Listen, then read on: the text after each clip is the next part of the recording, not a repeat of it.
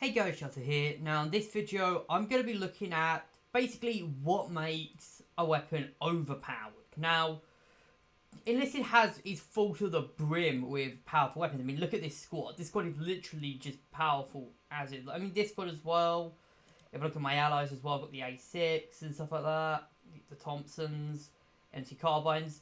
All of these are phenomenal weapons, but you know, some of these are powerful, some of these are overpowered. Now, I'm going to use some examples. First, I'm going to use an example of weapons that are balanced. That some weapons that are powerful but balanced. Weapons that are,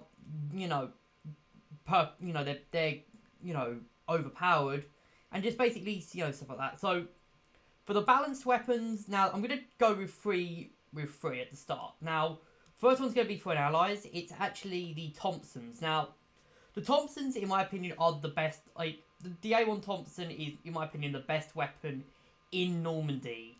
And, well, what can I say about it? It's unbelievably powerful. But it's not overpowered because it is class locked. You can only use it if you're a vehicle crew or you're a assaulter. So, it's pretty good that this is class locked. Because if everyone was running around with M1A1 Thompsons, then that would be pretty powerful actually. So I would probably enjoy that, to be honest, because I'd be running around with this a lot. But I know people who wouldn't be. On the similar end of the spectrum, something like the MG34, 42, and the MG34 with the drum, as well as stuff like the BAR and the Bren, they are powerful. Again, these are incredibly powerful LMGs. And I would say for a good portion of these are 10 out of 10 weapons, especially the MG34 with the drum. But are they? I'd say this is probably the most powerful weapon for the Axis at the moment. Like, maybe joint with the MG34. Well, not the MG34, the MP43. But they're balanced because they're only locked to gunners. So, yeah, very powerful, but there's drawbacks to them. And also, they've got the hell of a long reload time, like 6 seconds almost to reload this thing at base. I mean, 4 seconds, just under 5 seconds if you have this maxed out, and even less so if you have the perk, which I'd recommend if you're using this. That's one of the only times I'd recommend using that perk. But you can see, this is still an incredibly powerful weapon. But, and for the final exception for a powerful weapon that's incredibly powerful but balanced. Now, this will probably be controversial, but the MP43. Now, the MP43 is probably one of the most powerful weapons in the game. But it's balanced because it's locked only onto assaulters. Now, it's actually been changed, so it can only be used on assaulters. You can't actually use this on vehicle crews anymore. It's only on assaulters. But this is what makes, a weapon balanced. Like, this thing's powerful, and probably one of the most powerful weapons in the game, but you can only use it for assaulters. The same goes with weapons like the PPSH, the Thompson, the BAR, other powerful weapons. So, now, basically, just think of like a triangle, in a way. A equilateral triangle. At the top here, you'll have some, usability. So, basically, how easy it is to use.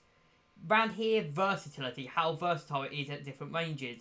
And here, on this corner, you have something like... you basically have, accessibility. So, something like the MP43, it's around here. So, it's halfway between usable and versatile, but it's nowhere near accessible because you can because you can only really use it on assaulters. The same goes with machine guns. The same goes with flamethrowers. The same goes with almost anything really. The only weapons that kind of fall into this category with the middle are stuff like the number 4, the Grand, even stuff like the M2 carbine. I would say are probably around here. So actually more literally slammed into the accessibility corner, and that's about it, because really the availability corner, because they're not really it's not an accessible weapon because you have to really build your playstyle around it, and it's not versatile because it's really only good in close range. However, there is one weapon that kind of takes the cake here, which is why I'd say it's the most overpowered weapon in the game. You know what it is, it's the FG42. Now, I've said this, I've made many complaints about this weapon. It's overpowered, it's not, I would even say it's top 5 in terms of, it's not the most powerful weapon in the game. Okay, the FG42 is not the most powerful weapon in the game. It's not even the most powerful weapon for the Axis. It's not even top 5 anymore. It has literally dropped, I wouldn't even say it's top 5 anymore. Like, I would argue that stuff, the MG34s, the 42, the MP43, even the MP35 and the Beretta are probably more powerful than it. Maybe, you know, maybe not the Beretta, but I wouldn't even argue it being top 5 anymore. But what this thing has that everything doesn't have is it's incredibly usable. Okay, it is one of the most usable weapons in the game.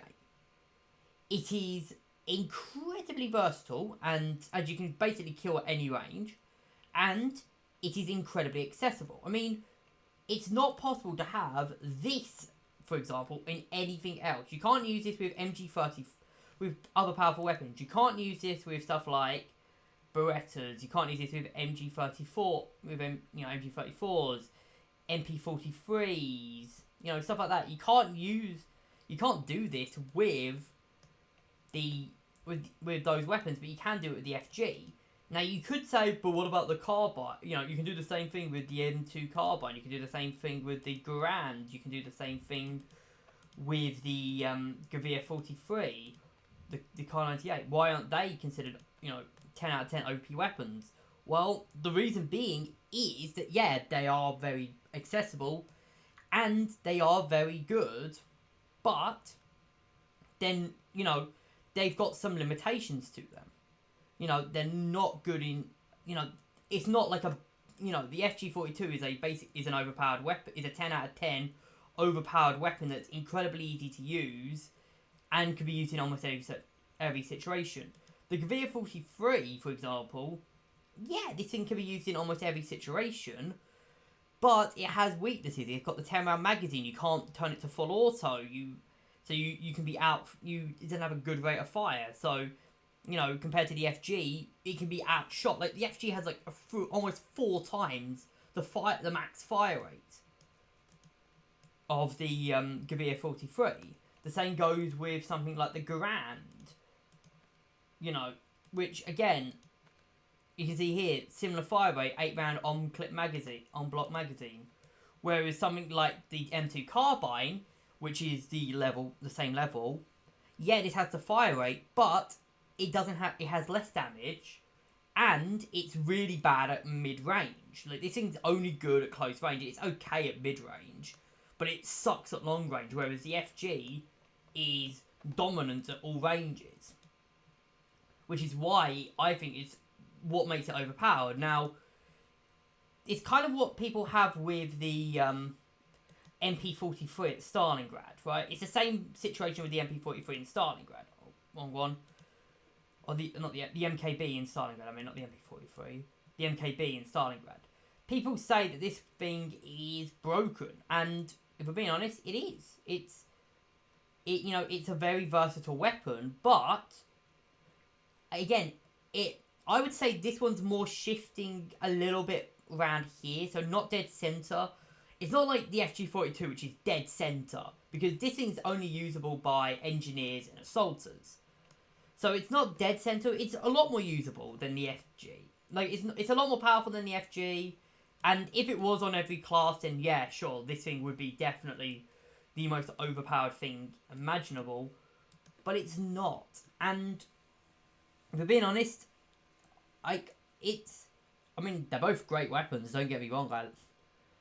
I picked one up and it's fucking powerful, but yeah, they're not the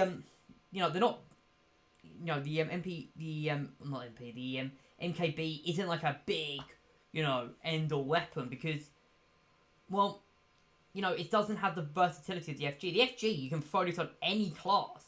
You can throw it on gunners, you can throw it on, on engineers, riflemen, bombers, You can throw it on Ranger operators. You can throw it on basically anyone, really. Other than assaulters, snipers, and gunners, which is hilarious, actually, in my opinion. Yeah, you can chuck it on a flamethrower trooper. So you can have, like, look at this, like, an FG-42 and a flammable Earth of 41. Like, those are dirty powerful. And, you know, I mean, that's basically it. That's all I have to say. There's not much to say about the FG anymore, because it's just a perfect, you know, it's dead center on that equilateral triangle I drew out in my head.